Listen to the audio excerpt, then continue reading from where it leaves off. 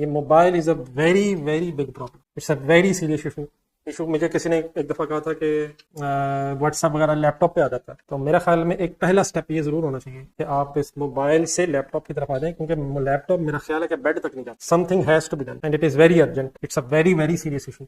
मेरा ख्याल है कि जिसने भी मुझे कहा था एक अच्छी ऑप्शन है। मोबाइल आप दूसरा वाला ले लें, क्या मैं दूसरे वाले मोबाइल की एडवर्टाइजमेंट करूँ? लेकिन मेरा ख्याल है कि इसका कुछ करना पड़ेगा।